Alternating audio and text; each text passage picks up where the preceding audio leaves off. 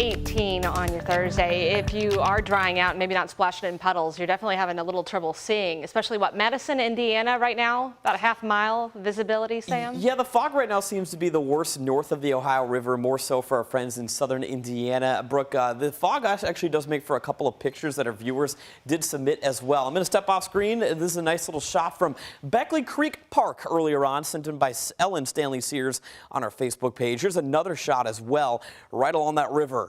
The river fog taking over, and basically all of Kentuckiana dealing with fog right now, regardless if you're in a river valley or not. Take a look to the north. This is where visibility is very reduced right now, restricted in most spots. Less than 2 miles in Madison right now. Frankfort dealing with 7-mile visibility. A little bit of an improvement here in Metro Louisville, but it is one of those deals where if you're going to be behind the wheel this afternoon, use your low beam headlights, not your high beams, because that light does reflect right off the fog and makes for even difficult conditions to be traveling in.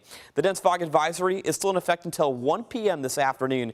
We're going to be keeping you posted if the National Weather Service does extend it, but right now we're still dealing with it over the next 45 minutes or so. Take a look, though. We're not the only ones dealing with the dense fog issue.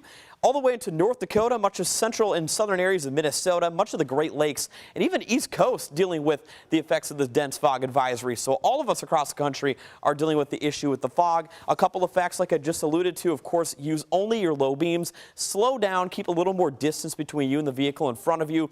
And of course, when kids are returning home from school the next 2 to 3 hours, watch closely for them, especially at crosswalks here in the bus stop across the area. Downtown, nice shot right now with the eerie look to our sky. We're dealing with some cloudiness other than the fog outside. Kind of a break in the rainfall too.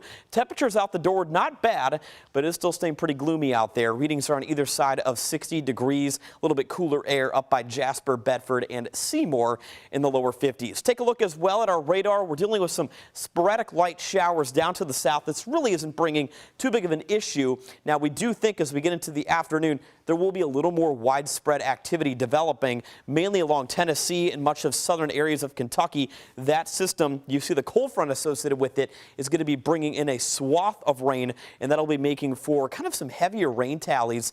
Taking a look at later this afternoon and later on this evening, we have seen our fair share of rain. Take a look at these tallies coming in. Bowman Field, 1.56 inches. Even out Lee International picking up over 1.5 inches, and we still have more on the way. This afternoon so far pretty quiet. Futurecast showing the potential for a lot heavier bands of rain, more so into mid-afternoon today, even into late afternoon. Temperatures for the course of the afternoon really not bad as well. Upper 40s at the worst. Most of us should be managing to get into the 50s. Later on around 10 p.m. we're finally going to be dealing with that last little batch of light rain, and tonight and into the day tomorrow will be foggy at times, cloudy.